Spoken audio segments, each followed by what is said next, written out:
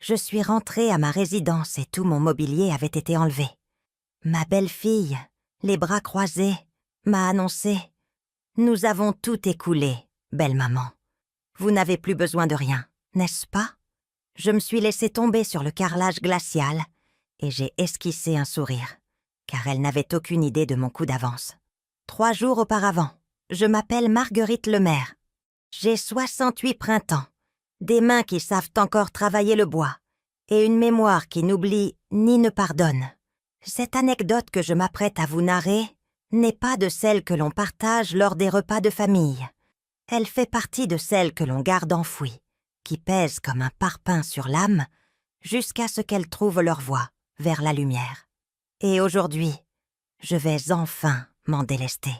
Si cet aveu fait écho en vous, restez jusqu'au dénouement. Appuyez sur le pouce bleu, abonnez-vous et suivez-moi dans ce récit. Parce que mon expérience pourrait vous éviter de faire les mêmes erreurs que moi ou vous insuffler le courage que j'ai mis trop de temps à découvrir. L'engrenage a débuté un mardi banal d'octobre, avec ce ciel plombé de Paris qui semble annoncer une forte pluie. Je revenais de l'épicerie, mon cabas rempli à l'anse. J'avais des tomates, du persil plat, des poivrons. J'allais préparer le bœuf bourguignon que mon petit-fils Gabriel adorait tant. 12 ans tout juste, un regard vif, le seul dans cette maison qui me prenait encore dans ses bras sans rien exiger en retour. En franchissant le seuil, j'ai perçu des voix dans le salon, des éclats de rire. Ce genre de rire qui ne contient aucune affection, mais de l'entente tacite. J'ai déposé mes provisions dans l'entrée et je me suis approchée sans bruit. Mon fils Antoine était de dos, son téléphone collé à l'oreille. Son timbre était différent, plus sec, plus maniganceur. « Non, ma chérie, sois tranquille. J'ai discuté avec le gérant de la maison de retraite. Il assure que pour 3 000 € par mois, elle est acceptée sans difficulté. C'est abordable, non? Et nous conservons l'appartement. Après tout, il est à son nom. Mais avec une procuration, on peut le liquider en 6 mois. Elle ne se doutera de rien. » J'ai eu le souffle coupé. Non par surprise, mais parce qu'à cet instant, je confirmais à ce que mon instinct me soufflait depuis des semaines. Mon propre enfant était en train de comploter pour se débarrasser de moi, comme on jette un vieux meuble à la benne. Cécile, ma bru, a articulé quelque chose que je n'ai pas saisi. Mais Antoine a ri. Un rire bref, sans chaleur. « Oui, oui, les biens aussi. Cette ancienne armoire doit avoir une certaine valeur. Et la bibliothèque? J'appelle l'expert demain. Plus vite nous évacuons tout, mieux ce sera. » Je suis restée figée dans le couloir. Mes mains tremblaient. Mon cœur battait si fort que j'ai cru qu'il allait me trahir. Mais je n'ai pas bougé. Je n'ai rien dit. J'ai simplement prêté l'oreille. Antoine a poursuivi. « Le seul point qui m'inquiète, c'est qu'elle s'entête. Tu la connais. Mais si je lui explique que c'est pour son bien, qu'elle ne peut plus rester seule, que nous aussi nous avons besoin de place, elle va adhérer. Soit elle part de son plein gré, soit on lui rend la vie impossible jusqu'à ce qu'elle cède. » J'ai fermé les yeux, j'ai pris une grande inspiration, et à ce moment précis, quelque chose en moi s'est métamorphosé. Je n'allais pas pleurer, je n'allais pas supplier, je n'allais pas implorer mon fils de se souvenir de celle qui l'avait élevé, de celle qui avait veillé sur lui lorsqu'il avait la fièvre, celle qui avait vendu les bijoux de sa grand-mère pour lui payer son école d'ingénieur. Non, j'allais concevoir quelque chose de bien plus puissant.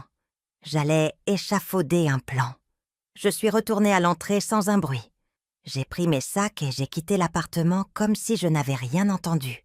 Je me suis dirigée vers le commerce du coin. J'ai acheté une boisson gazeuse. Je me suis assise sur un banc public dans le parc. Et là, en regardant les enfants jouer au balançoire, j'ai commencé à monter l'échafaudage le plus crucial de mon existence. Parce que, voyez-vous, chers spectateurs, je ne suis pas la petite dame sans défense que Antoine et Cécile s'imaginaient. Je suis Marguerite Lemaire, veuve d'un architecte qui m'a laissée à l'abri du besoin. Je suis la femme qui a œuvré pendant 30 ans comme comptable pour 3 familles fortunées du quartier de Neuilly. Je suis celle qui a mis de côté chaque euro, chaque centime, car j'ai appris petite que l'argent ne fait pas de bruit, il chuchote, et seuls ceux qui savent se taire l'entendent. Sur mon compte en banque que personne ne connaît, j'ai 240 000 €. Dans un coffre-fort invisible, je conserve les saphirs de ma mère, évalués à 80 000 €. Et dans ma tête, j'ai plus de vécu, plus de ruse, et plus de dignité que toute l'ambition mesquine de mon fils et de son épouse réunie. Mais il l'ignorait, et cela, cher ami, allait devenir ma meilleure carte. Je suis rentrée 2 heures plus tard. Antoine était parti. Cécile m'a ouvert la porte avec ce faux sourire qu'elle arborait lorsqu'elle avait besoin de quelque chose. « Belle maman, où étiez-vous » Je m'inquiétais. Menteuse. « Je suis allée au marché, ma fille. Vous savez, pour le bourguignon de Gabriel. » Elle a plissé le nez. « Ah, belle maman, ne cuisinez pas aujourd'hui. Antoine et moi sortons, et Gabriel a des devoirs. Nous ne voulons pas que l'appartement sente la nourriture. » J'ai acquiescé, j'ai souri, et je suis allée dans ma chambre. Ce soir-là, pendant qu'il dormait, j'ai extrait mon vieux carnet, celui où je notais les dépenses du foyer, et j'ai commencé à écrire. Étape 1. Rassembler toutes les preuves. Étape 2.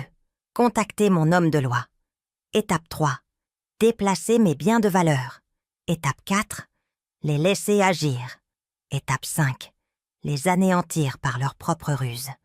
Car je vais vous confier une chose que vous devez retenir. La revanche ne se sert pas chaude, elle se sert glacée, minutieusement préparée, parfaite. Et j'avais 72 heures pour la mitonner. Mais ce qu'ils ont fait durant ces 3 jours a scellé leur destinée pour l'éternité. Quand j'ai intercepté leur manigance, j'ai compris que je devais passer à l'acte. Le lendemain, je me suis éveillée avant l'aube. Non par envie, mais parce que le corps, lorsqu'il pressent un affrontement, refuse le repos. Je me suis levée, j'ai fait du café en silence, et je me suis assise près de la fenêtre de la cuisine. Dehors, le ciel commençait à peine à blanchir. La ville était encore assoupie, mais j'étais déjà en train de calculer chacun de mes mouvements. Antoine est descendu à 7h30. Il sentait l'eau de toilette coûteuse que Cécile lui achetait au centre commercial des 4 Temps. Il m'a regardé du coin de l'œil en se servant un verre de jus d'orange. « Bonjour, maman. » Il n'a même pas attendu ma réponse, a pris ses clés et est parti. Pas une accolade, pas une question sur ma nuit, rien. Cécile a fait son apparition une demi-heure plus tard, vêtue d'un pyjama de soie bordeaux. Elle s'est étirée comme une chatte, a bâillé de façon exagérée et a planté son regard dans le mien. « Belle maman, vous avez déjà déjeuné ?»« Oui, ma fille, juste mon café. » Elle a soufflé. « Ah, belle maman, vous êtes toujours si simple. C'est pour ça que vous êtes si menue. » Elle s'est servie des céréales dans un bol et s'est assise en face de moi. « Écoutez, Antoine et moi avons discuté. Nous voudrions vous parler plus tard. C'est important. » J'ai senti une pointe dans la poitrine. Le moment était arrivé. « Bien sûr, ma chérie, quand vous voulez. » Elle a souri. Mais ce n'était pas un sourire bienveillant. C'était le sourire de celle qui vous tient déjà à sa merci. J'ai attendu qu'elle termine son petit déjeuner. J'ai fait la vaisselle, balayé le balcon, tout comme d'habitude, comme la vieille dame soumise qu'ils avaient besoin que je sois. Mais dans mon esprit, j'assemblais les pièces du puzzle. À 11h, lorsque Cécile s'est enfermée dans sa chambre pour je ne sais quelle activité sur son téléphone, je suis sortie. Je lui ai dit que j'allais à la pharmacie chercher mes comprimés pour la tension. Mensonge.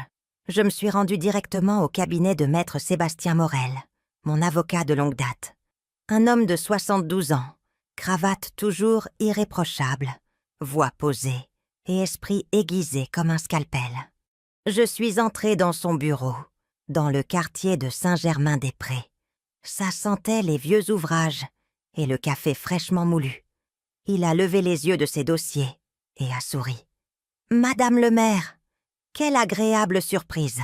Asseyez-vous, je vous en prie. » Je me suis assise, j'ai croisé mes mains sur mes genoux et je lui ai tout raconté. Chaque mot que j'avais entendu, chaque projet qu'ils avaient tissé contre moi. Maître Morel m'a écouté sans m'interrompre. Lorsque j'ai eu fini, il a retiré ses lunettes, les a essuyées avec un mouchoir et m'a regardé droit dans les yeux. « Madame le maire, ce que vous me décrivez est grave. Spoliation, escroquerie, abus de faiblesse. Mais il nous faut des preuves. Avez-vous un enregistrement? Des messages? Des documents signés ?» J'ai secoué la tête. « Pas encore, mais je vais en obtenir. » Il a hoché la tête lentement. « Bien. Alors, voici notre ligne de conduite. Vous allez rentrer chez vous et vous comporter avec une normalité absolue. Vous allez même vous montrer vulnérable, qu'ils croient qu'ils peuvent vous manipuler. En attendant, enregistrez tout, conservez tout, et lorsqu'ils vous demanderont de signer un papier, avant de le faire, vous me l'envoyez par photo. Est-ce clair? Très clair, maître Morel. » Il a sorti une pochette de son bureau. « J'ai ici des copies certifiées de l'acte de propriété de votre appartement. Tout est à votre nom. Antoine ne peut le vendre sans votre consentement notarié et réel. Tout document qu'il vous ferait signer sans ma supervision n'aura aucune valeur légale. Mais il l'ignore, et nous allons nous servir de cette ignorance à notre avantage. Il m'a tendu un petit téléphone, un vieux portable à grosses touches. Ceci est un enregistreur déguisé. Vous n'avez qu'à appuyer sur le bouton vert. Il enregistre jusqu'à 6 heures en continu. Utilisez-le lorsqu'il parle. Mettez-le dans votre poche, sur la table, n'importe où. Ils ne se méfieront jamais d'un appareil aussi simple. » J'ai pris le téléphone. Il était léger, mais entre mes mains, je le sentais comme une épée. « Merci, maître Morel. » « Ne me remerciez pas encore, madame le maire. Cela ne fait que commencer, et je vous préviens, ce qui arrive ne sera pas facile. Ils vont vous blesser, ils vont vous humilier, mais vous devez tenir bon, car chaque coup qu'ils vous porteront sera une preuve de plus sur mon bureau. Êtes-vous prête pour cela? » J'ai respiré profondément. J'ai pensé à mon époux Gaston, à ses mains calleuses, à force de travail. J'ai pensé à ma mère qui est décédée sans jamais s'être défendue contre les affronts de mon père.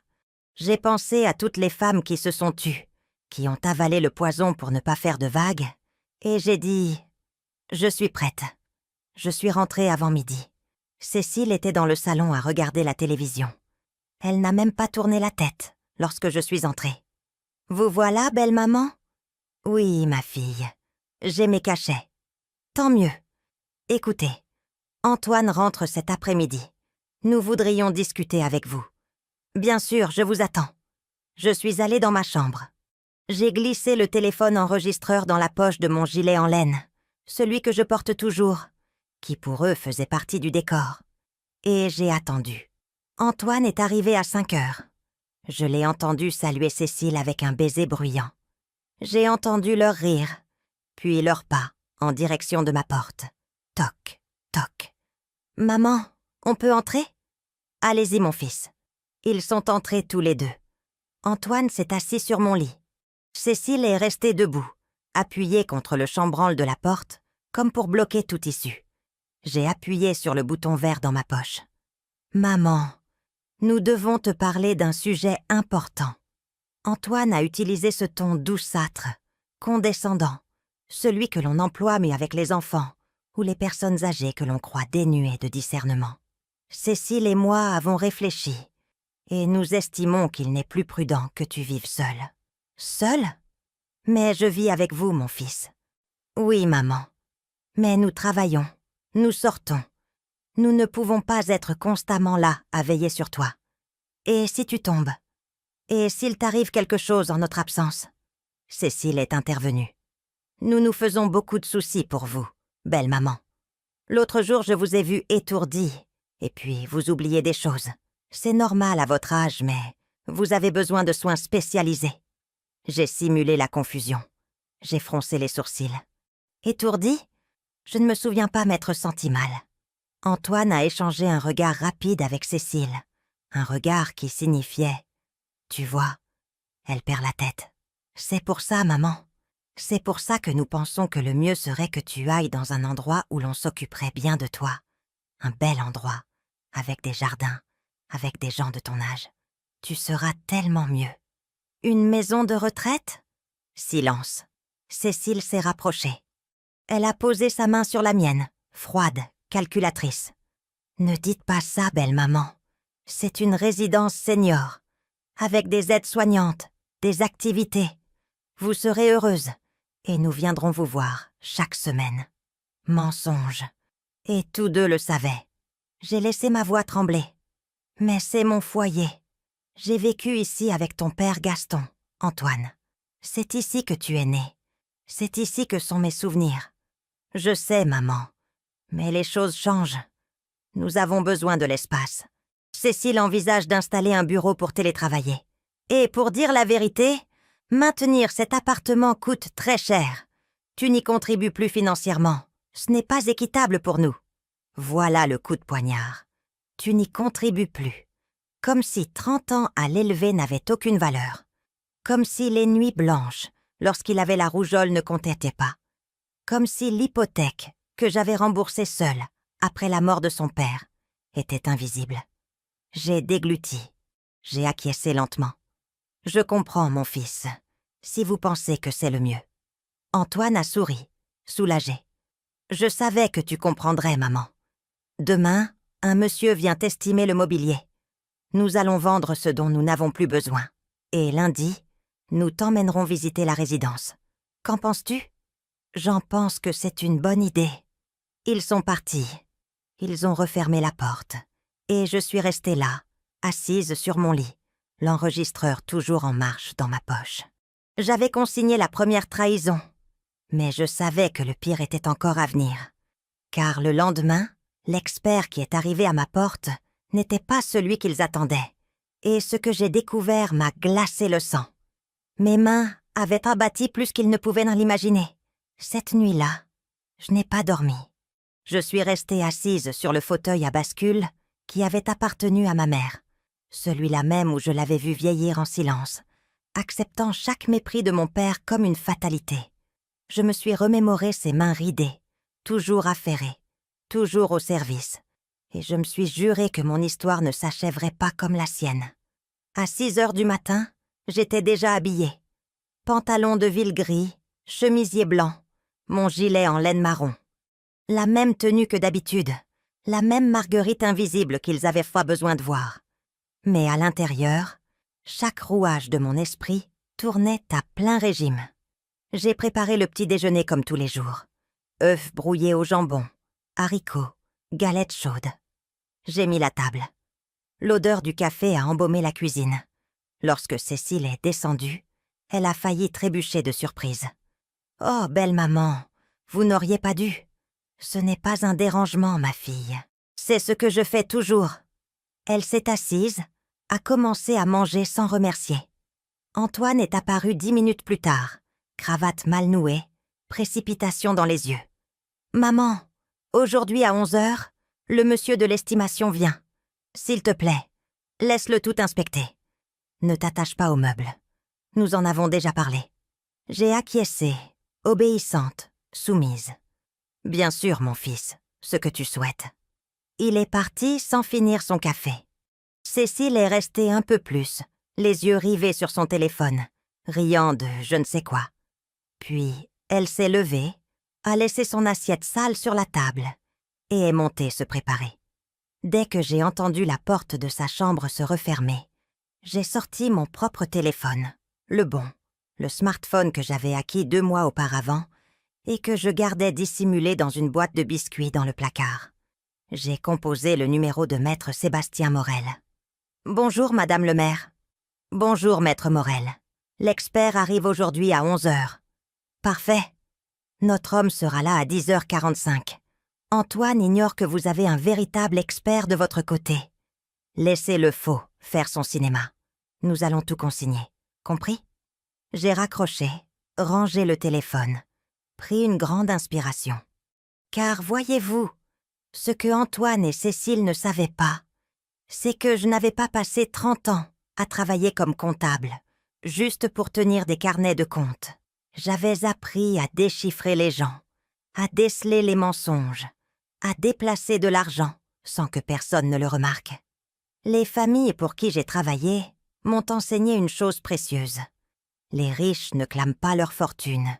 Ils la chuchotent, la dissimulent, la protègent. Et j'avais fait exactement cela. Quand mon époux Gaston est décédé il y a 12 ans, il m'a laissé l'appartement payé et une assurance vie de 120 000 €. Les gens s'attendaient à ce que je les dépense pour les obsèques, le deuil, les aumônes. Mais non, j'ai investi cet argent. Je l'ai placé sur un compte d'épargne à terme qui générait des intérêts et j'ai continué à travailler. Pendant 10 années supplémentaires, j'ai géré les comptes de la famille Durand, des Lefebvre et des Petits. Ils me payaient bien, très bien. Et moi, au lieu de faire étalage, j'économisais. Chaque euro dont je n'avais pas besoin pour survivre allait directement sur ce compte dont Antoine n'a jamais soupçonné l'existence. 240 000 €. C'était mon filet de sécurité, ma liberté, ma dignité en chiffres. Et puis, il y avait les saphirs. Ma mère me les a confiés 3 jours avant de s'éteindre. « Marguerite » m'a-t-elle dit d'une voix faible. « Ces gemmes proviennent de ton arrière-grand-mère. Elle les a cachées de ton grand-père toute sa vie, car elle savait qu'il les vendrait pour l'alcool. Maintenant, elles sont à toi. Prends-en soin. Et si un jour tu as besoin de t'échapper, souviens-toi qu'elles valent plus que ce que n'importe quel homme pourrait t'offrir. Je les ai fait évaluer en secret il y a 5 ans. Le bijoutier a failli s'évanouir. 3 saphirs de Ceylan, taille ancienne, sertis sur de l'or 14 carats. Valeur totale, 80 000 €. Je les gardais dans un coffre-fort encastré derrière le tableau de la Sainte Vierge dans ma chambre. Antoine avait vu ce tableau toute sa vie et ne lui avait jamais prêté attention. Pour lui, ce n'était qu'une décoration de vieille dévote. Pour moi, c'était la porte de mon salut. À 10h45, la sonnette a retenti. Cécile a couru ouvrir. Je suis restée dans la cuisine à faire la vaisselle comme si rien n'était important. « Bonjour, je viens de la part de Antoine Lemaire.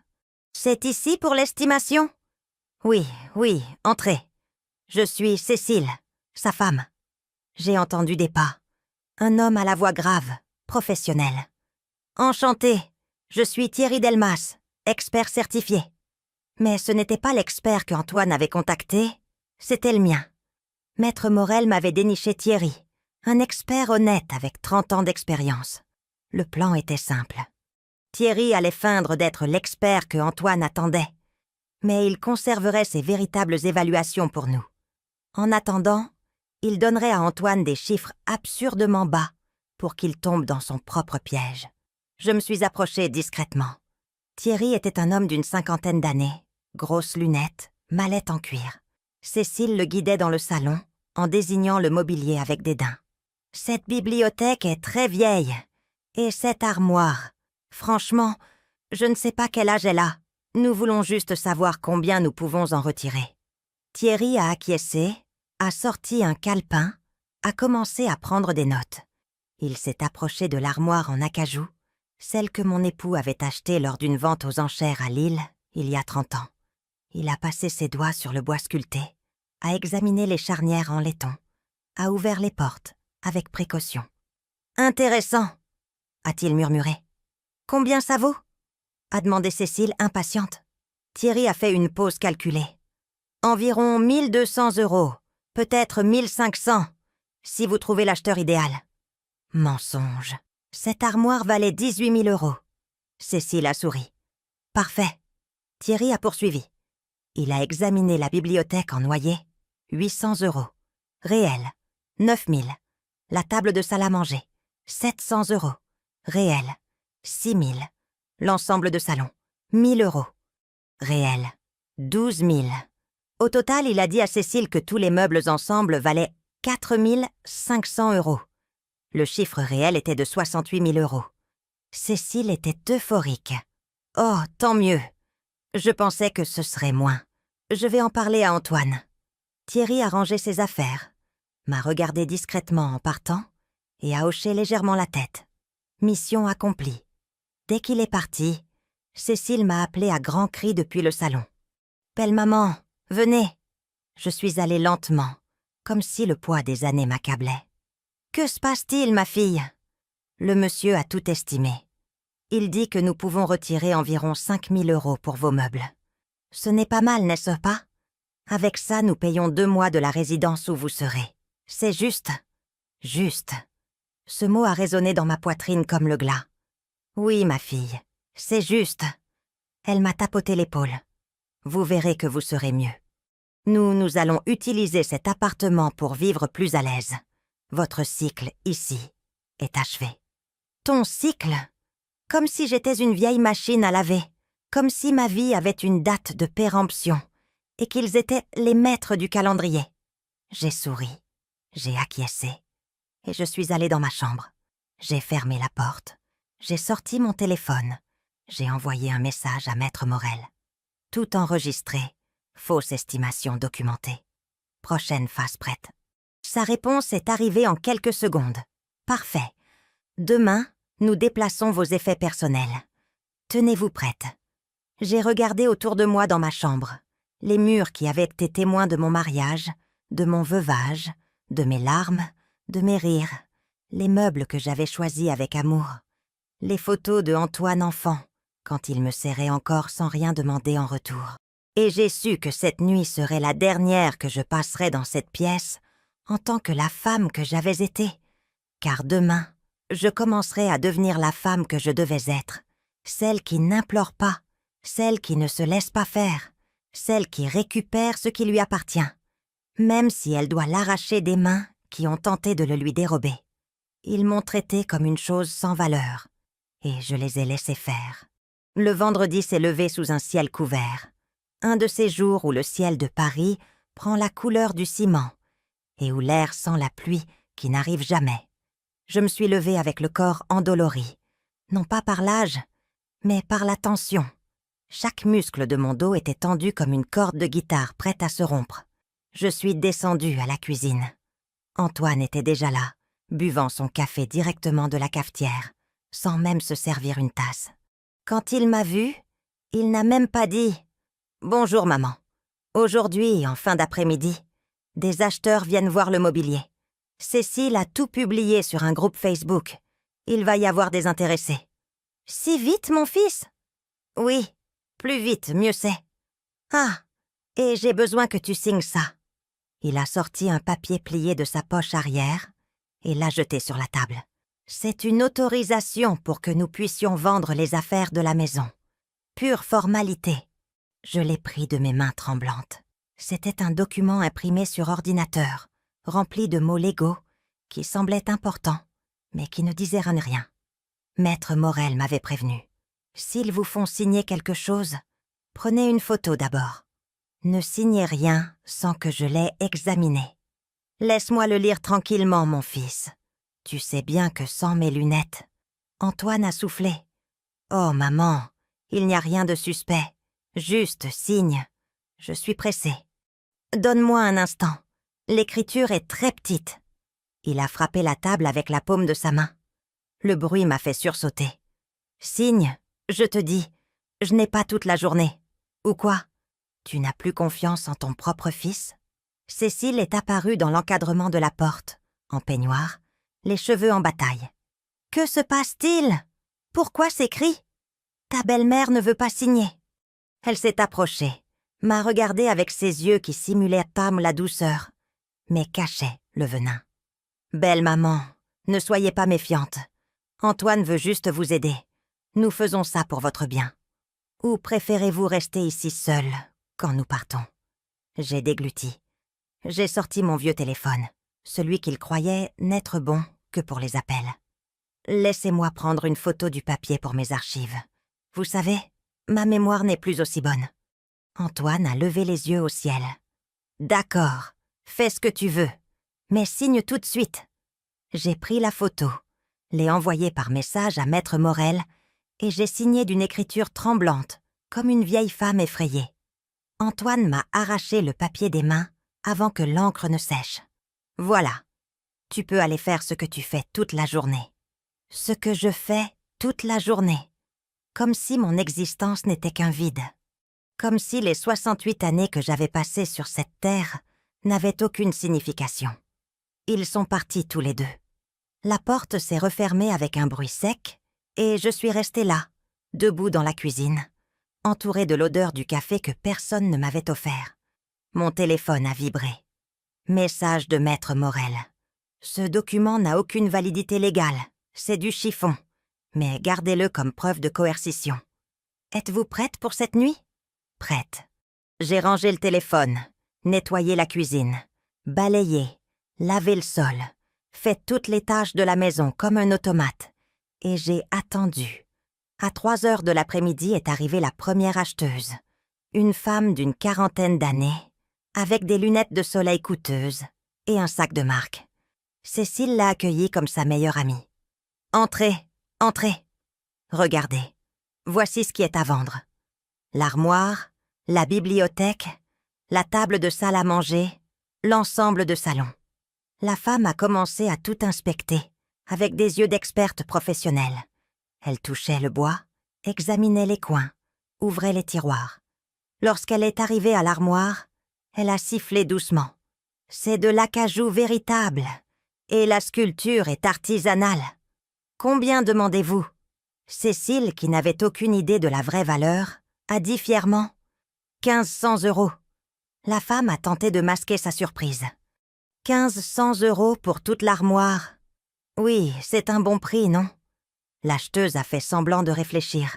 « Il y a quelques éraflures. Je vous donne 1200 €. Cécile a accepté sans sourciller. Marché conclu. J'étais assise dans un coin du salon, invisible comme toujours, observant, enregistrant tout, avec le téléphone dans ma poche. La femme s'est approchée de moi. « Excusez-moi, madame, vous êtes la propriétaire de ces objets ?» Avant que je ne puisse répondre, Cécile a interrompu. « Non, non, c'est ma belle-mère, mais elle est très âgée maintenant. C'est nous qui prenons les décisions. » L'acheteuse m'a regardée avec une expression de pitié. J'ai juste baissé les yeux comme une vieille femme vaincue. « Je vois. Eh bien, je prends l'armoire. Quand puis-je venir la chercher ? » « Demain même, si vous le souhaitez. » Ils ont finalisé la transaction. La femme est partie, et Cécile a dansauté dans le salon comme une enfant avec un nouveau jouet. 1200 €, Antoine. Et ce n'est que la première vente. Antoine est arrivé à cet instant. Cécile lui a tout raconté, excité. Il a souri, l'a serré dans ses bras, l'a embrassé, et aucun des deux n'a tourné la tête vers moi. Je suis montée dans ma chambre, j'ai fermé la porte, et j'ai commencé à faire mes cartons. Pas tout, juste l'essentiel. Les photos les plus importantes, les documents, les lettres de mon époux Gaston, le médaillon avec la mèche de cheveux de ma mère, les saphirs, bien sûr. Tout ce qui avait une valeur sentimentale et réelle. À 10 heures du soir, alors que Antoine et Cécile dormaient déjà, mon téléphone a sonné. Message de Thierry l'expert. Camion dans votre rue dans 15 minutes. Sortie de service. Mon appartement avait une porte qui donnait sur l'allée arrière. Personne ne l'utilisait. Elle était un peu rouillée et grinçait à l'ouverture. Mais cette nuit-là, cette porte fut mon salut. Les déménageurs sont arrivés à l'heure. 3 hommes robustes, silencieux, efficaces. Je leur ai ouvert, et en moins d'1 heure, ils ont tout sorti. Mes boîtes personnelles, la commode de ma chambre qui avait appartenu à ma grand-mère, le coffre en cèdre, où je rangeais les couvertures tricotées à la main, le miroir ancien que mon époux m'avait offert pour notre 20e anniversaire. Tout. Le chef d'équipe m'a tendu un papier. « Voici l'inventaire complet, madame. Tout est transféré à l'entrepôt indiqué par Maître Morel. Personne n'y touchera. Merci. » Ils sont partis comme des fantômes. J'ai refermé la porte arrière. Je suis retournée dans ma chambre. Elle était presque vide. Il ne restait que le lit, le tableau de la Sainte Vierge et quelques objets sans valeur. Je me suis assise au bord du matelas et pour la première fois en 3 jours, j'ai pleuré. Non de tristesse, mais de rage, d'indignation, pour toutes les fois où je m'étais tue, pour toutes les humiliations que j'avais avalées, pour toutes les années que j'avais données sans rien demander en retour. J'ai pleuré jusqu'à ce qu'il ne me reste plus de larmes. Puis je me suis essuyé le visage. J'ai respiré profondément et je me suis rappelé qui j'étais. Marguerite Lemaire, veuve, mère, comptable, survivante et maintenant stratège. Car le lendemain, lorsqu'Antoine et Cécile se réveilleraient et commenceraient à vider ma maison, ils allaient découvrir quelque chose qui les anéantirait. Mais ils ne le savaient pas encore, et j'allais savourer chaque seconde de leur confusion. Je leur avais donné le premier rôle dans leur propre chute. Le samedi s'est levé avec un silence étrange. De ces silences qui pèsent, qui présagent un orage.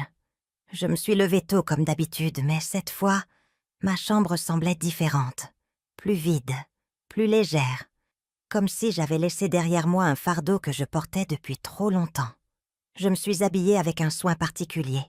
Jupe à fleurs, chemisier à boutons mal boutonnés exprès, chaussons dépareillés, cheveux à peine coiffés. Je voulais paraître négligée, confuse, vulnérable, car aujourd'hui commençait la représentation la plus importante de ma vie. Je suis descendue à la cuisine en traînant les pieds. Antoine était déjà là, consultant son téléphone. Quand il m'a vue, il a froncé les sourcils. « Maman, pourquoi as-tu des chaussons différents ?» J'ai regardé mes pieds comme si je venais de le remarquer. Un chausson était marron, l'autre bleu. « Oh, mon fils, c'est vrai. Je ne vois plus très bien. Chaque jour, j'ai plus de mal à me souvenir des choses. » Il a échangé un regard avec Cécile, qui venait d'entrer. Un regard qui disait « Tu vois, ça empire. »« Parfait, belle maman. Asseyez-vous. Je vous sers votre café. » Cécile a utilisé ce ton condescendant que l'on emploie avec les jeunes enfants. Je me suis assise. Elle m'a posé devant moi une tasse de café tiède et sans saveur. Elle n'avait même pas pris la peine de le réchauffer. « Merci, ma chérie. » J'ai pris une gorgée. C'était horrible, mais j'ai souri. Antoine s'est levé. « Maman, aujourd'hui, d'autres acheteurs et un camion viennent chercher ce que nous avons déjà vendu. Il va y avoir du mouvement. Reste dans ta chambre. Oui, nous ne voulons pas que tu sois désorientée ou attristée. Je peux rester dans le salon? J'aime bien regarder les gens. Non, maman, dans ta chambre. C'est pour ton bien. Pour ton bien. Ces 3 mots que les abuseurs utilisent pour justifier n'importe quoi. J'ai acquiescé comme une poupée de chiffon. D'accord, mon fils. Je suis montée dans ma chambre. J'ai fermé la porte, mais je l'ai laissée entr'ouverte, sans la verrouiller.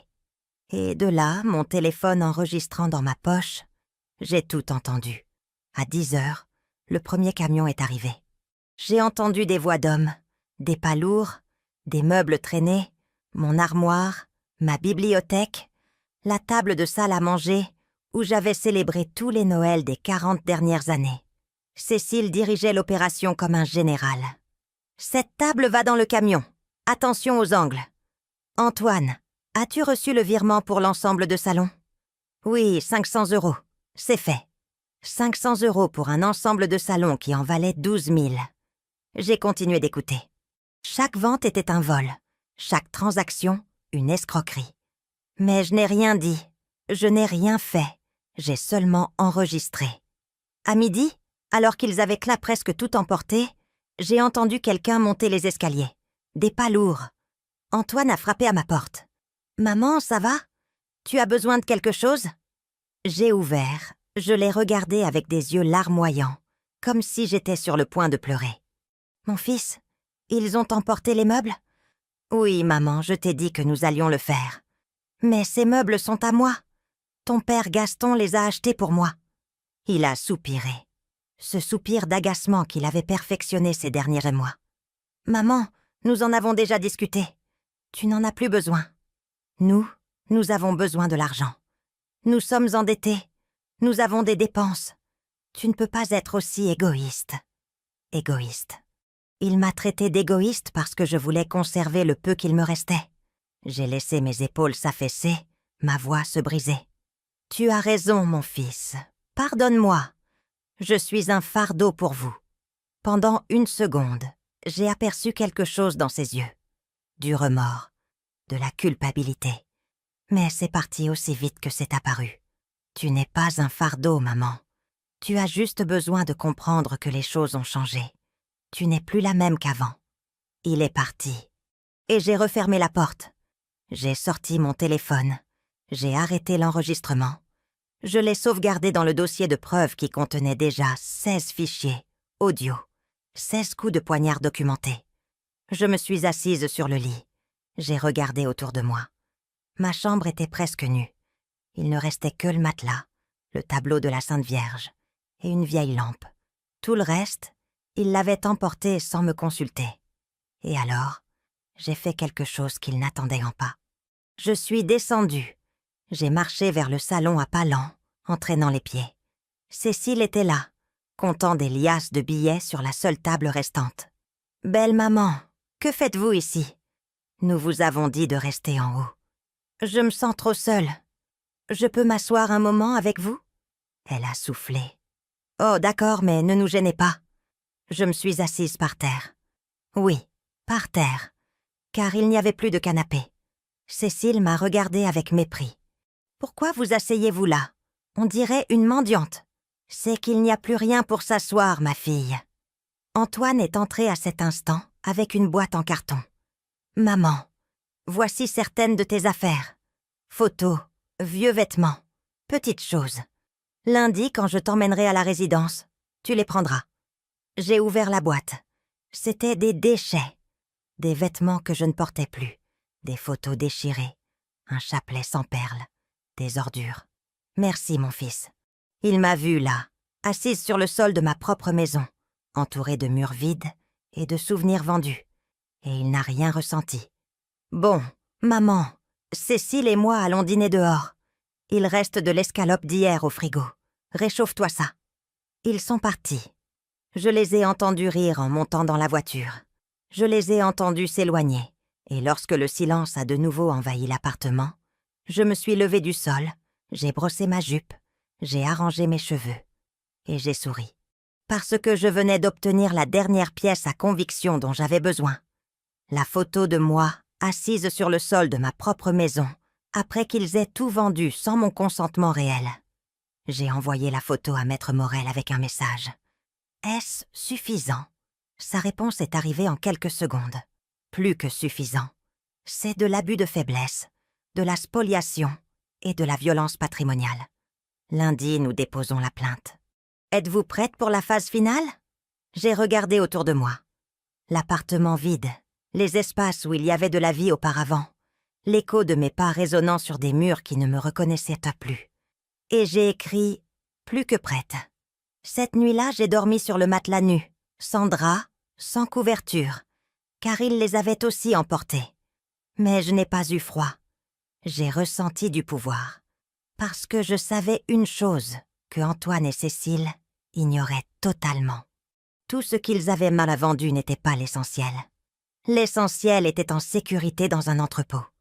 Et le plus crucial de tout, c'était derrière le tableau de la Sainte Vierge, dans le coffre-fort qu'ils n'avaient jamais découvert. Les saphirs étaient toujours là. Les documents étaient toujours là. Ma dignité était toujours là. Et lundi, quand ils m'emmèneraient à cette maison de retraite, en croyant qu'ils avaient gagné, commencerait la contre-attaque la plus dévastatrice de leur vie. Car c'est une chose de vendre les meubles d'une vieille dame, et c'en est une autre de voler la vie à quelqu'un qui sait se défendre. Et j'étais prête pour la guerre. Pendant qu'ils célébraient, je déplaçais mes pions. Le dimanche s'est levé avec un soleil agressif qui filtrait par les fenêtres sans rideaux. Parce que oui, ils avaient aussi vendu les rideaux. Cécile avait dit qu'ils étaient démodés et que quelqu'un pourrait mieux en profiter. Elle les a vendus pour 30 €. Ils étaient en lin importé et avaient ça coûté 800 €. Je me suis levée endolorie. Dormir sur un matelas sans drap, directement sur la protection en plastique. Cela m'avait engourdi le corps, mais je ne me suis pas plainte. Même pas lorsque je suis descendue et que j'ai trouvé la cuisine en pagaille. Vaisselle sale dans l'évier, miettes sur toute la table, le sol collant. Antoine et Cécile étaient sortis déjeuner. Bien sûr, pourquoi manger dans un appartement vide avec une vieille encombrante ? J'ai profité de leur absence. J'ai sorti mon téléphone et j'ai appelé Maître Morel. « Bonjour, Madame le maire. C'est le jour J. Je sais. À quelle heure? À 2 heures de l'après-midi, le camion arrivera à la sortie de service. Ils vont tout sortir ce qui reste. Le matelas de votre chambre, le tableau de la Sainte Vierge, le coffre-fort, tout. Et vous partez avec eux. J'ai senti mon estomac se tordre. Je pars où? Chez votre amie Denise. Elle est au courant. Elle vous attend les bras ouverts. Vous resterez là jusqu'à ce que nous réglions cela légalement. Êtes-vous prête? J'ai regardé autour de moi. La cuisine sale, le salon vide, les espaces qui contenaient ma vie et qui n'étaient à plus que des creux. Je suis prête. Parfait. Une dernière chose, Madame le maire. J'ai besoin que vous laissiez une lettre, quelque chose qui ressemble à un adieu. Qu'ils croient pas là que vous êtes partie de votre propre chef chez votre amie, confuse ou effrayée. Cela nous donne un avantage. Ils vont penser que vous avez fui comme une vieille désorientée. Ils ne se douteront pas du plan réel. Entendu. J'ai raccroché. Je me suis assise à la table et j'ai pris une feuille d'un vieux cahier trouvé dans le tiroir à ordures. D'une écriture tremblante, j'ai écrit « Antoine, je pars chez mon amie Denise quelques jours. J'ai besoin de réfléchir. Cet appartement ne me semble plus être mon chez-moi. Pardonne-moi d'être un fardeau. Ta maman. Court, simple, déchirant. Je l'ai laissé sur la table de la cuisine, calé par une salière. Ensuite, je suis montée dans ma chambre. J'ai ouvert le coffre-fort derrière le tableau de la Sainte Vierge. Les saphirs brillaient sous la lumière du soleil. Je les ai pris de mes mains tremblantes. Je les ai enveloppés dans un mouchoir en soie et les ai cachés au fond de mon sac à main. Les documents les plus importants aussi. Acte de propriété de l'appartement, acte de naissance, mon testament original. J'ai refermé le coffre-fort, vide. J'ai laissé le tableau à sa place. À 2 heures précises, comme promis, j'ai entendu le moteur du camion dans l'allée. Je suis descendue par l'escalier de service. J'ai ouvert la porte rouillée qui a grincé comme un chat blessé. Thierry était là, avec les 3 mêmes déménageurs de l'autre nuit. Madame le maire, dernière cargaison. Êtes-vous certaine de cela? Complètement. Ils sont entrés comme des ombres, sont montés dans ma chambre, ont descendu le matelas, le tableau de la Sainte Vierge, une lampe cassée, le coffre qui était dans le placard, tout ce qui restait de mon essence. En moins d'une demi-heure, ma chambre était complètement vide, vide comme il le souhaitait. L'un des hommes m'a tendu la main. « Madame, il est temps de partir. » J'ai respiré profondément.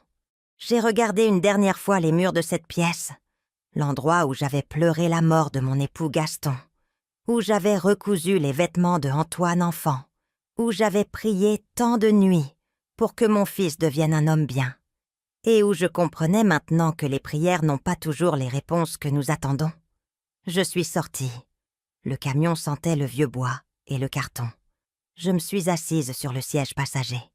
Thierry a démarré le moteur. « Ça va, Madame le maire ?»« Oui. Conduisez-moi juste chez Denise. » Il a conduit en silence à travers les rues du quartier. Nous sommes passés devant l'épicerie où j'achetais les légumes, devant la boulangerie où Antoine réclamait des viennoiseries quand il était petit, devant l'église où j'avais baptisé mon fils. Tout semblait identique, mais je n'étais plus la même. Nous sommes arrivés chez Denise 30 minutes plus tard. Elle habitait dans le quartier de la Villette, dans un appartement petit mais chaleureux. Quand elle a ouvert la porte, elle n'a rien dit. Elle m'a juste serré dans ses bras. Et là, dans ses bras, je me suis permis de ressentir tout ce que j'avais retenu. La douleur, la rage, la trahison. Ça va, Marguerite, c'est fini. Ici, tu es en sécurité. Les hommes ont monté mes affaires dans l'appartement. Denise leur a offert du café. Ils sont partis avec une gratitude silencieuse. Et alors, assise dans son salon qui sentait la cannelle et le café frais, Denise m'a regardée dans les yeux. « Et maintenant, quelle est la suite ?» J'ai sorti mon téléphone. J'ai ouvert le dossier d'enregistrement. 19 fichiers audio, photos, documents, preuves. Maintenant, c'est l'heure de la justice. Denise a souri. « Ton fils ne savait pas à qui il s'attaquait ?»« Non, il ne le savait pas. Cette nuit-là, j'ai dormi dans le lit de la chambre d'amis de Denise. Drap propre qui sentait la lavande, couverture douce, oreiller moelleux. Et pour la première fois depuis des mois, j'ai dormi sans crainte.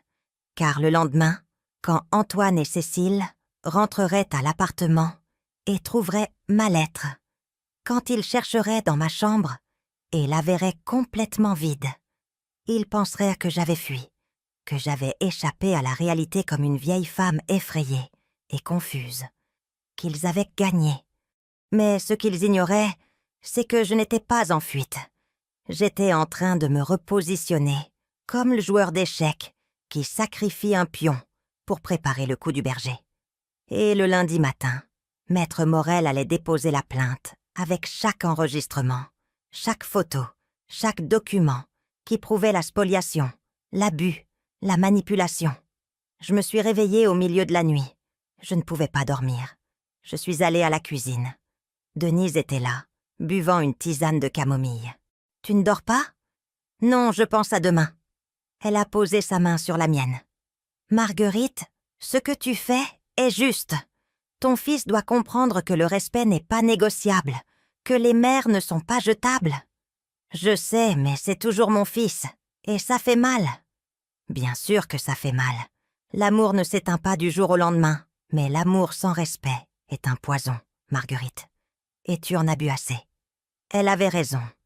Je suis retournée me coucher. Cette fois, j'ai dormi profondément, sans cauchemar, et j'ai rêvé de mon époux Gaston. Il me disait quelque chose que je ne parvenais pas à entendre, mais son expression était limpide. Fierté. Car le lundi matin, quand Antoine ouvrirait la porte de ma chambre et la trouverait vide, quand il lirait ma lettre et croirait qu'il avait gagné, commencerait la chute la plus spectaculaire de sa vie, et j'allais être là pour la voir. Quand j'ai vu leur visage, j'ai su que la pièce avait commencé. Le lundi s'est levé avec une clarté brutale. De ces matins où tout semble trop net, trop réel. Je me suis levée à 6 heures, même si je n'avais pas besoin de me presser. Denise était déjà dans la cuisine à préparer du café et des tartines. « Tu as bien dormi ?» Mieux que ce à quoi je m'attendais. Mon téléphone a vibré. Message de Maître Morel. « Bonjour. Plainte déposée à 8 heures. Documents en ordre. Nous attendons. » « Prête pour la prochaine phase ?» J'ai répondu « Prête ». Denise s'est assise en face de moi.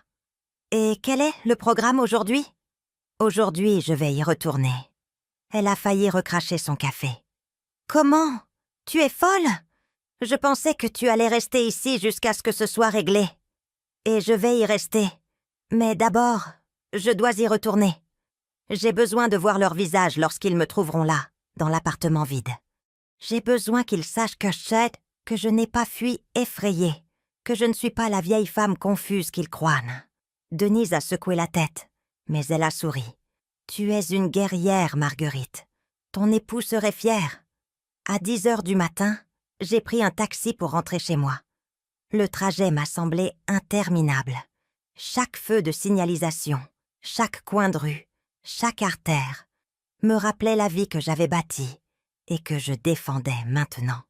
Je suis arrivée à 11 heures. La rue était calme. La voiture d'Antoine n'était pas là. Parfait. J'ai sorti mes clés, j'ai ouvert la porte principale et je suis entrée dans ma propre maison, comme une intruse. Le silence m'a frappée en premier. Ce silence qui n'existe que dans les lieux, qui ont été vidés de leur âme. Mais pas raisionnément sur le sol sans tapis. Il n'y avait pas de meubles. Il n'y avait rien. J'ai marché vers le salon. Vide. Il ne restait que les traces, sur les murs, où avaient été accrochés les tableaux. Des rectangles plus clairs que le reste de la peinture, comme des fantômes de ce qui fut. La cuisine, quelques ustensiles, qui ne valaient pas la peine d'être vendus. Une table boiteuse qu'ils avaient laissée, car personne n'en voulait. J'ai monté les escaliers. Chaque marche grinçait. Je suis arrivée à ma chambre. Complètement vide, les murs nus, le parquet rayé à l'endroit où se trouvait ma commode, la fenêtre sans rideau, laissant entrer une lumière cruelle qui exposait chaque imperfection, chaque trace de ce qu'ils avaient arraché. Je suis restée là, debout, au centre de la pièce vide, et j'ai attendu. J'ai entendu le moteur de la voiture à 12h30. Des voix, des rires, la porte principale s'ouvrant. Et avec l'argent de la vente, on peut partir à Nice en décembre. J'ai même trouvé l'hôtel. C'était Cécile, sa voix pleine d'excitation. Il faut d'abord l'emmener à la maison de retraite et clore ce sujet. Après, on verra pour le voyage. Antoine semblait fatigué, des pas montant les escaliers. Je vais vérifier que la vieille n'a rien laissé de valeur cachée. Cécile est entrée la première dans ma chambre et s'est figée. Parce que j'étais là, assise par terre, au centre de la pièce vide, les jambes croisées, les mains sur mes genoux, souriante. « Bonjour, Cécile. » Elle a poussé un cri. Elle a reculé si vite qu'elle a trébuché sur ses propres pieds. « Antoine! Antoine, viens !» Mon fils est apparu en courant. Quand il m'a vue, il a pâli. « Maman, qu'est-ce que tu fais ici? Tu as laissé une lettre. Tu as dit que tu partais chez Denise. » Et je suis partie, mais je suis revenue. Cécile a retrouvé son calme, bien que sa voix tremblait encore. « Pourquoi êtes-vous assise par terre comme une folle ?» Je me suis levée lentement. J'ai lissé ma jupe. Je les ai regardés tous les deux avec un sang-froid que je ne me connaissais pas. « Je suis assise par terre parce que vous avez tout vendu, même mon lit. Vous vous en souvenez ?» Antoine s'est approché. « Maman, on en a parlé. C'était nécessaire. Lundi, on t'emmène à la résidence et je n'irai à aucune résidence. » Silence. Cécile a été la première à réagir. « Comment ça, non? Tout est arrangé. Nous avons déjà payé l'inscription avec l'argent de vos meubles. Mes meubles que vous avez vendus sans mon consentement réel. » Antoine a soufflé. « Tu as signé le papier, maman. Tu l'as signé toi-même. » J'ai signé un papier sans validité légale. Un papier que vous avez imprimé sur votre ordinateur. Un papier que mon avocat a déjà examiné et déclaré nul. Les mots sont tombés comme des bombes. Cécile a reculé. « Avocat? Quel avocat ?» J'ai sorti mon téléphone, le bon, le smartphone dont il n'avait jamais su l'existence. J'ai ouvert le dossier d'enregistrement. Maître Sébastien Morel, mon avocat depuis 20 ans. Le même qui, ce matin, a déposé une plainte contre vous pour spoliation, escroquerie et violence patrimoniale. Antoine a ri, mais c'était un rire nerveux, sans conviction. « De quoi parles-tu, maman? Une plainte? Tu es en train de délirer ?» J'ai appuyé sur lecture pour le premier enregistrement. Sa voix est sortie clairement du haut-parleur. « Non, ma chérie, sois tranquille. J'ai discuté avec le gérant de la maison de retraite. Il assure que pour 3 000 € par mois, elle est acceptée sans difficulté. C'est abordable, non?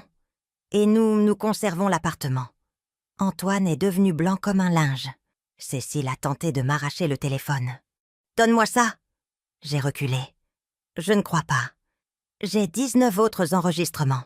Tous documentent chaque mot que vous avez prononcé, chaque plan, chaque humiliation. » Antoine s'est laissé tomber contre le mur. « Maman, Nous voulions juste... » « Juste quoi, Antoine?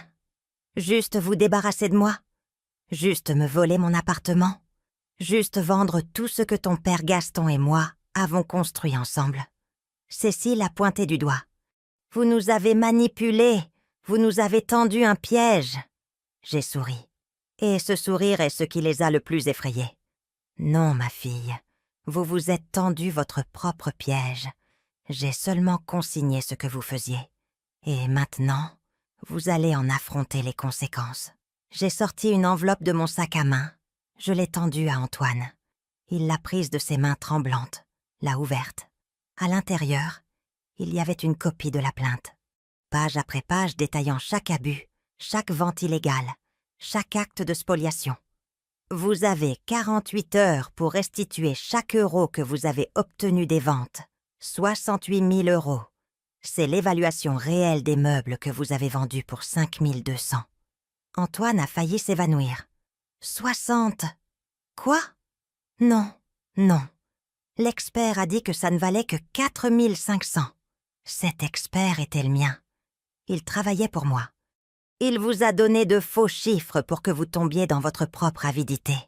Cécile a explosé. Nous n'avons pas cet argent. Nous l'avons déjà dépensé. La voiture, les cartes, le voyage que nous avions prévu. Alors, vous allez devoir le trouver. Ou faire face à des poursuites pénales pour spoliation et escroquerie. Maître Morel a été très clair. Vous avez 2 options. Rendre chaque euro que vous avez volé ou aller en prison. Antoine me regardait comme si j'étais une inconnue. Je ne peux pas croire que tu sois capable de ça, de menacer ton propre fils de prison.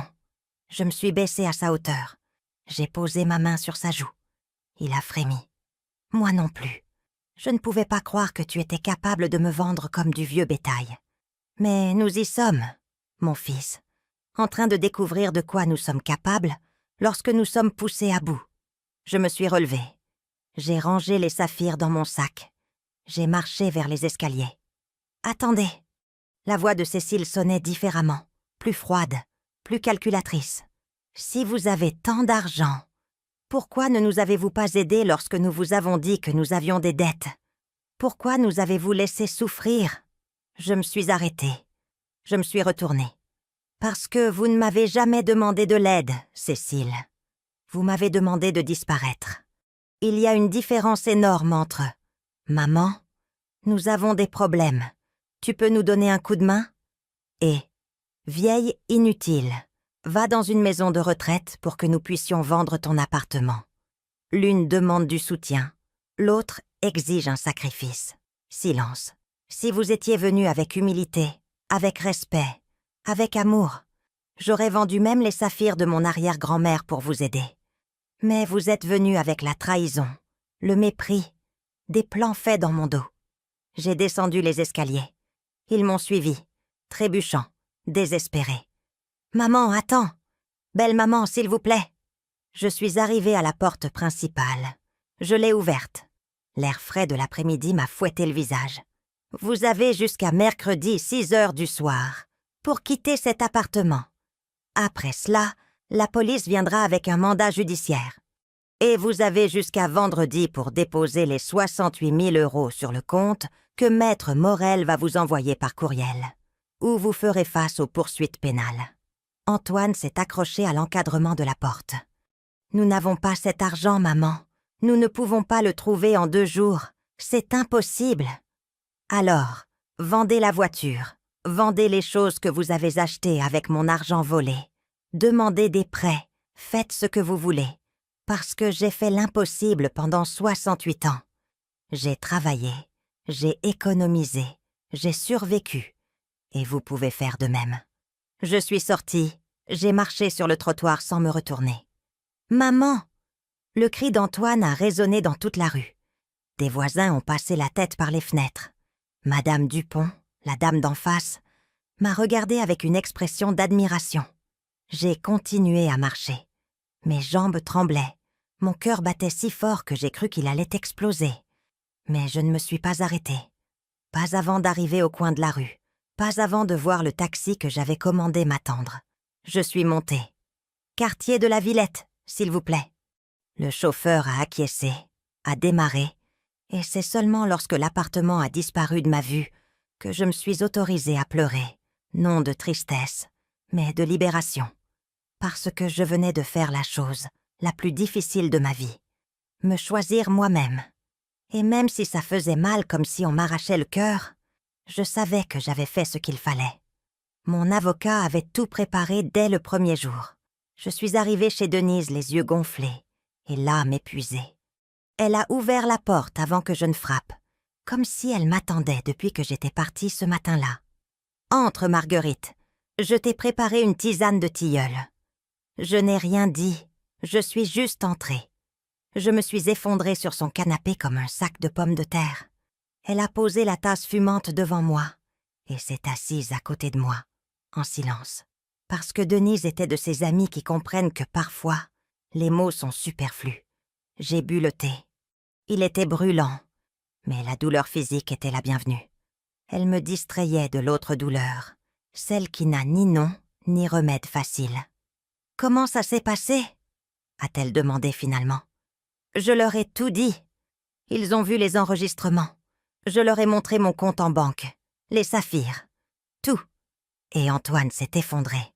Cécile a explosé de rage. Et moi, je suis partie avant de regretter. Denise m'a serré la main. Tu as fait ce qu'il fallait. Alors pourquoi est-ce que ça ne semble pas juste ? Parce que l'amour ne s'éteint pas juste parce que quelqu'un te trahit, mais ça ne veut pas dire que tu doives continuer à te laisser marcher dessus. L'amour-propre est aussi de l'amour, Marguerite, et tu l'avais oublié. Elle avait raison, comme toujours. Mon téléphone a sonné. Maître Morel. Madame le maire, comment vous sentez-vous ? Fatiguée, mais entière. Je suis ravie de l'entendre. J'ai des nouvelles. Le juge a examiné la plainte cet après-midi. Les preuves sont si solides qu'il a autorisé des mesures conservatoires immédiates. L'ordre d'expulsion est prêt. Et nous avons gelé les comptes bancaires de Antoine et Cécile pour nous assurer qu'ils ne dilapident pas l'argent qu'il leur reste. J'ai senti un nœud se former dans mon estomac. Geler leurs comptes ? Tout à fait. Jusqu'à ce qu'ils pètent la dette en totalité. 68 000 € plus les frais de justice qui s'élèvent déjà à 5 200 € supplémentaires. Total, 73 200 €. Le chiffre a flotté dans mon esprit comme une pierre lourde. Maître Morel, cela va les détruire. Il y a eu une pause de l'autre côté de la ligne. Madame le maire, avec tout le respect que je vous dois, ils ont d'abord tenté de vous détruire. Ce qu'ils récoltent est ce qu'ils ont semé. Mais si vous voulez arrêter cela, nous sommes encore à temps. C'est votre décision. J'ai fermé les yeux. J'ai pensé à Antoine enfant, à ses rires, à ses câlins. J'ai pensé aux nuits que j'ai passées éveillée lorsqu'il avait de la fièvre. J'ai pensé à tout l'amour que je lui avais donné sans compter, sans condition. Et puis, j'ai pensé à sa voix disant « Tu n'y contribues plus financièrement. Ce n'est pas équitable pour nous. » J'ai ouvert les yeux. « Nous n'arrêtons rien. Qu'il perd jusqu'au dernier euro. » « Entendu. Mercredi à 9 h du matin, l'expulsion aura lieu. Voulez-vous être présente ? » « Oui, je veux être là. » « Parfait. Je passerai vous chercher à 8h30. » J'ai raccroché. Denise me regardait avec un mélange de fierté et d'inquiétude. « Tu es sûre de ça ? » « Non, mais ça doit être fait quand même. » Les 2 jours suivants ont été étranges.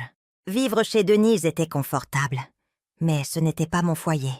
Je dormais bien, je mangeais bien, mais il y avait un vide que rien ne comblait, ce vide que laisse la trahison familiale. Le mardi soir, mon téléphone a sonné. Numéro inconnu. J'ai hésité, mais j'ai répondu. « Maman ?» C'était Antoine. Sa voix semblait brisée, désespérée. « Qu'est-ce que tu veux, mon fils ? » « S'il te plaît, ils ont gelé nos comptes. Nous n'avons pas d'argent pour manger. Nous n'avons pas de quoi payer l'essence. Cécile est hystérique. S'il te plaît, arrête ça. Parlons. On peut arranger les choses. » Quelque chose dans ma poitrine s'est serré. Cet instinct maternel qui n'entend rien à la justice, seulement à la protection. « Antoine, c'était une erreur. »« Je sais, maman, je suis désolée, mais je ne mérite pas ça.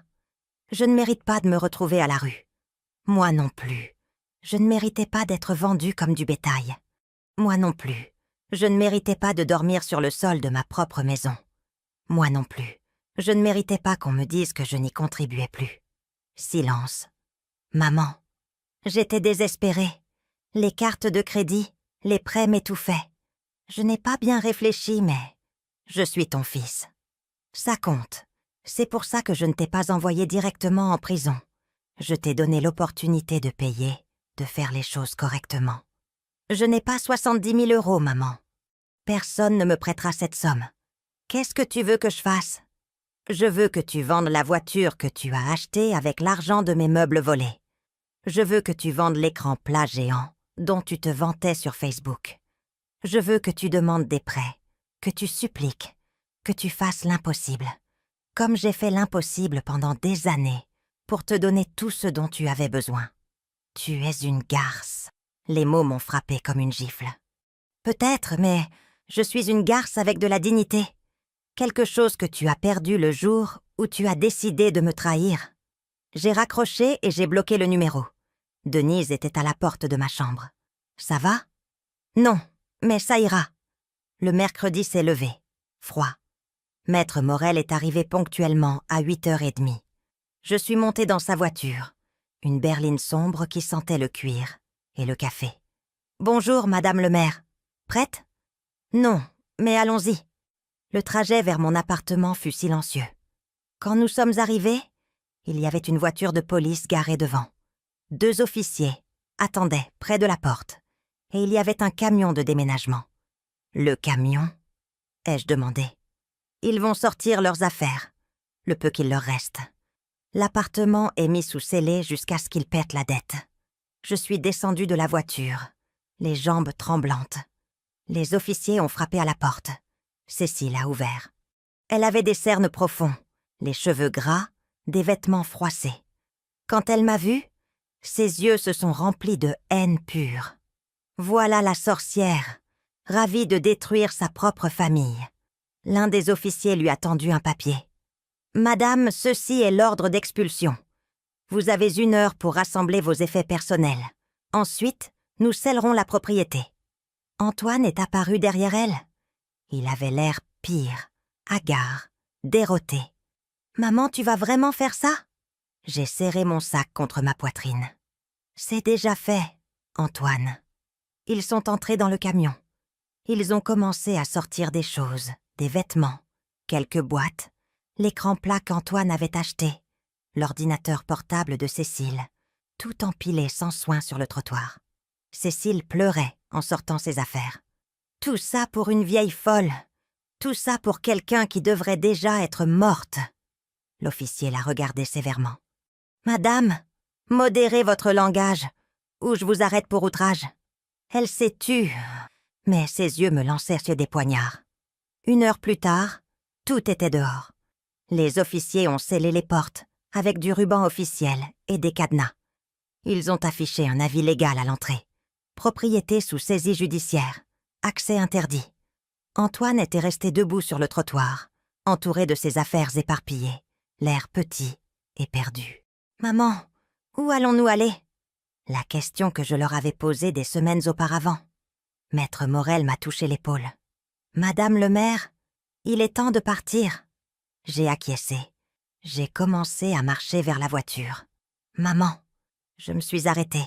Je ne me suis pas retournée. « Quoi, Antoine ? Tu m'aimes encore ?» La question m'a transpercée comme une lance. Je me suis retournée, je l'ai regardé. Mon fils, mon unique fils, l'enfant que j'avais porté, élevé, aimé de toute mon âme. Oui, je t'aime encore. C'est pour ça que je te donne cette leçon, parce que l'amour sans limite n'est pas de l'amour, c'est de l'autodestruction. Et je suis fatiguée de me détruire pour toi. Je suis montée dans la voiture. Maître Morel a démarré. Dans le rétroviseur, j'ai vu Antoine tomber à genoux sur le trottoir. Cécile à côté de lui hurlant quelque chose que je ne pouvais plus entendre. Et pour la première fois depuis des mois, j'ai senti que je pouvais respirer. Parce que la justice n'est pas la vengeance, c'est l'équilibre. Et enfin, après tant de temps penché vers la douleur, la balance commençait à se stabiliser. J'avais retrouvé ma vie, et ils avaient appris que le respect n'est pas négociable. 3 semaines se sont écoulées. 3 semaines qui ont semblé 3 ans. J'ai vécu chez Denise, entourée de sa chaleur et de ses tisanes, mais le cœur partagé entre la justice que j'avais exigée et l'amour qui continuait de faire mal. Maître Morel m'appelait tous les 2 jours avec des mises à jour. Antoine a vendu la voiture, a obtenu 20 000 €. Cécile a mis ses bijoux au clou, à peine 6 000 €. Ils ont demandé des prêts à des amis, à de la famille. Ils rassemblent petit à petit. Chaque nouvelle était un coup doux, car même s'ils devaient apprendre, les voir souffrir ne me donnait aucune joie. Cela me donnait seulement la confirmation que j'avais pris la bonne décision, même si elle était douloureuse. Le vendredi de la 3e semaine, Maître Morel est arrivé chez Denise avec un dossier à la main. « Madame le maire, j'ai des nouvelles importantes. » Je me suis assise. Denise a préparé du café et est restée avec nous. Antoine et Cécile ont réuni 50 000 €. Ils ont vendu tout ce qu'ils avaient de valeur. La voiture, les meubles qu'ils avaient achetés, l'écran, les bijoux. Ils ont aussi emprunté aux parents de Cécile. 50 000. Il manque 23 200. Je sais. Et ils le savent. Ils sont venus à mon bureau hier. Il a ouvert le dossier, a sorti une lettre écrite à la main. L'écriture était celle de Antoine, tremblante, désespérée. « Maman, je n'ai pas de mots pour expliquer à quel point je suis désolée. Je sais que j'ai perdu ta confiance. Je sais que je t'ai blessée de façon impardonnable. Je ne te demande pas d'oublier. Je te demande seulement une opportunité de te prouver que je peux changer. Nous avons réuni 50 000 €. C'est tout ce que nous avons. Nous avons tout vendu. Nous n'avons plus rien. Mais je comprends que ce n'est pas suffisant. Je te propose ceci. Laisse-nous te payer le reste en mensualité. 1 000 € par mois, pendant 23 mois. Nous allons travailler tous les deux dans n'importe quel domaine. Mais nous te paierons jusqu'au dernier euro. Et si tu me le permets, je veux venir te voir. Je veux te demander pardon en face. Je veux que tu vois Siao à mes yeux et que tu saches que c'est sincère. Ton fils qui t'aime, même s'il n'a pas su le montrer. Antoine. J'ai plié la lettre de mes mains tremblantes. Qu'en pensez-vous, maître Morel? Légalement, nous pouvons continuer à faire pression jusqu'à ce qu'ils trouvent la totalité. Mais humainement, je crois qu'ils ont appris la leçon. La décision vous appartient, Madame le maire. Elle l'a toujours été. J'ai regardé Denise. Elle avait les larmes aux yeux. Tu sais ce que tu dois faire, mon ami. J'ai fermé les yeux. J'ai respiré profondément. J'accepte les mensualités, mais avec des conditions. Maître Morel a sorti son carnet. Dites-moi, première condition. Ils signent une reconnaissance de dette légale pour les 23 200 € restants. S'ils sont en retard de plus de 2 mois, la dette devient exigible en totalité et les poursuites pénales reviennent. Entendu? Deuxième condition. Antoine et Cécile suivent une thérapie familiale, tous les 3, avec moi, pendant 6 mois. S'ils veulent regagner ma confiance, ça doit être avec un travail réel, pas seulement de l'argent. Excellent. Troisième condition. Mon appartement reste à mon nom. Quand je mourrai, si Antoine a prouvé un changement réel, il pourra en hériter. Mais tant que je suis en vie, personne ne me mettra dehors à nouveau. Bien sûr. Et quatrième, ma voix s'est brisée. Je veux voir mon petit-fils. Gabriel n'a rien à voir là-dedans. Je veux retrouver cette relation. Maître Morel a souri. Je crois que ça va beaucoup plaire à Antoine. Voulez-vous que je les convoque pour signer l'accord? Oui, mais pas à votre bureau. Chez moi. Je veux qu'ils signent là, dans le lieu qu'ils ont tenté de me prendre.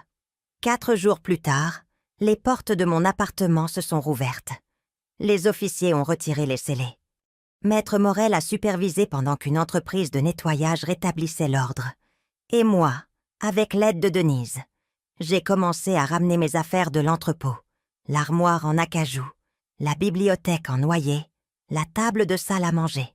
Chaque meuble a retrouvé sa place, comme s'il n'était jamais parti. Mais quelque chose avait changé. J'avais changé. Le mardi à 4 heures de l'après-midi, la sonnette a retenti. J'ai ouvert.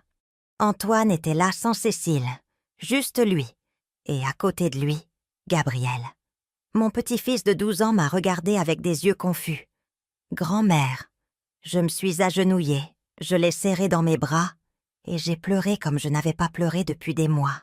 « Mon bel enfant, tu m'as tellement manqué. » Il m'a serré en retour. « Moi aussi, grand-mère. Papa m'a dit que tu étais malade.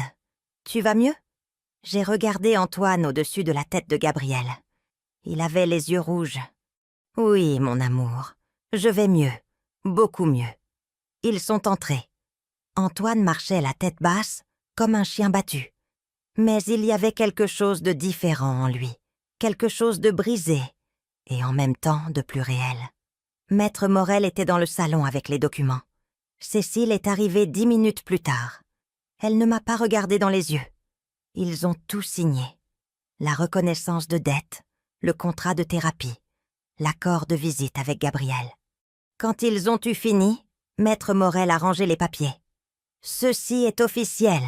Le premier paiement de 1 000 € est dû le 1er du mois prochain. » Antoine a acquiescé. Il sera là. Maître Morel est parti. Gabriel explorait l'appartement, heureux de le revoir en ordre. Je suis restée seule avec Antoine et Cécile dans le salon. « Allez-vous dire quelque chose ?» ai-je demandé. Antoine s'est effondré. Il est tombé à genoux devant moi. « Maman, pardon. Pardon pour tout. J'ai été un idiot, un mauvais fils, un homme horrible. Je ne mérite pas ton pardon, mais je te le demande à genoux. » Cécile, d'une voix à peine audible, a dit « Je suis désolée aussi, belle maman. Je me suis laissée emporter par l'ambition, par le stress, par des choses qui ne justifient pas ce que nous avons fait.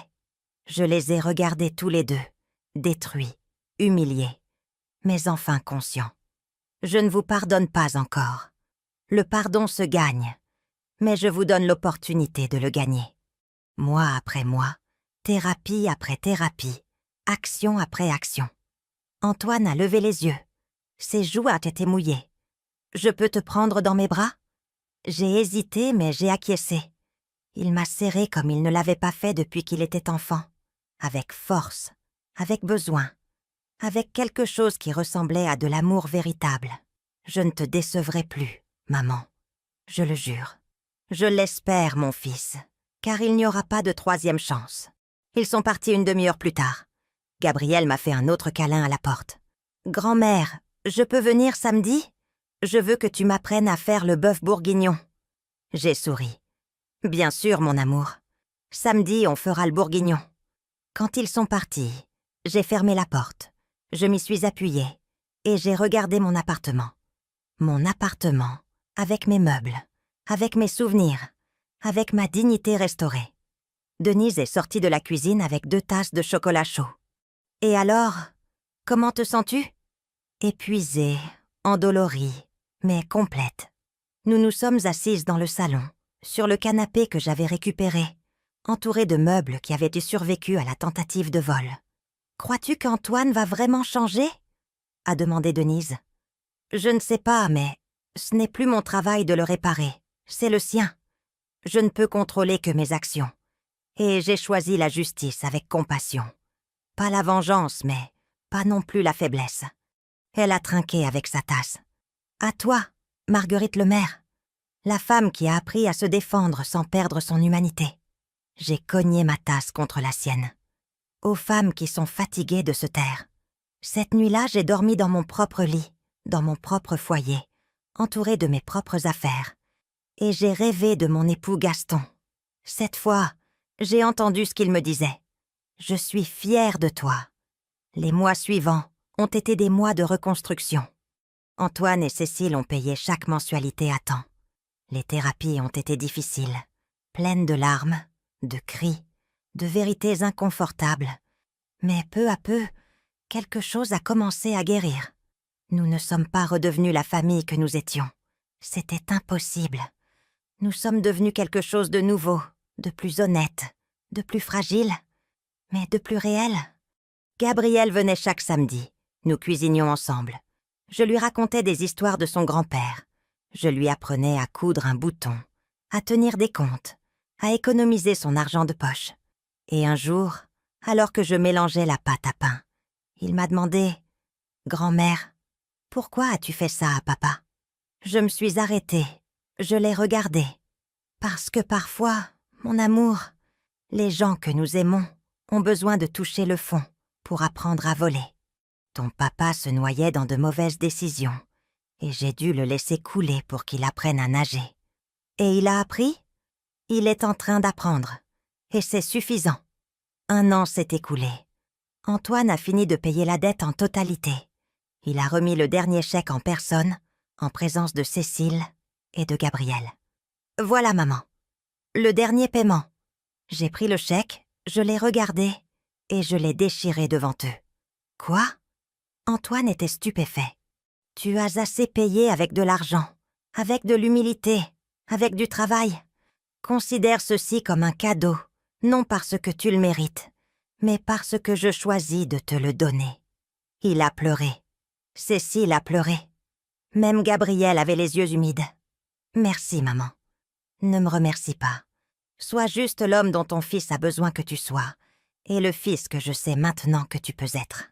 Aujourd'hui, 2 ans après ce jour terrible, où je suis rentrée dans mon appartement vide, je suis assise dans mon fauteuil à bascule, le même où ma mère s'asseyait, en train de tricoter, avec Gabriel faisant ses devoirs sur la table de salle à manger. Antoine et Cécile viennent dîner le dimanche. Ce n'est pas toujours facile. Parfois, il y a de la tension. Mais il y a du respect. Et c'est tout ce dont j'ai besoin. Les saphirs de mon arrière-grand-mère sont toujours dans le coffre-fort. Mais maintenant, Gabriel sait qu'ils existent. Et il connaît l'histoire des femmes qui les ont gardés. Les guerrières silencieuses qui ont survécu. Mon appartement est rempli à nouveau. Non seulement de meubles, mais de vie, de limites saines, d'un amour qui n'exige pas l'autodestruction en échange. Et chaque soir, avant de dormir, je regarde le tableau de la Sainte Vierge et je murmure « Merci pour la force, pour la justice, pour le courage de m'être choisi, car au final, j'ai appris la leçon la plus cruciale de ma vie. Le respect n'est pas négociable, la dignité ne se vend pas, et l'amour-propre n'est pas de l'égoïsme, c'est de la survie. Si vous êtes arrivés jusqu'ici, jusqu'à la fin de mon histoire, laissez-moi vous demander quelque chose. Avez-vous déjà eu à choisir entre l'amour et le respect?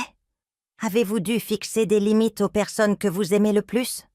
Écrivez dans les commentaires d'où vous me regardez.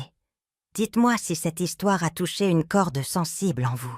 Aimez si vous croyez que la dignité vaut plus que le confort. Et abonnez-vous pour continuer à entendre des histoires de femmes qui ont refusé d'être invisibles. Parce que nous ne sommes pas seuls. Et nos voix, lorsqu'elles s'élèvent enfin, peuvent déplacer des montagnes. Je suis Marguerite Lemaire, j'ai 70 ans, et j'ai finalement compris que la vraie richesse n'est pas dans ce que l'on possède, mais dans ce que l'on ne permet pas qu'on nous enlève. À la prochaine histoire, que ce soit le front haut et le cœur en paix. Fin.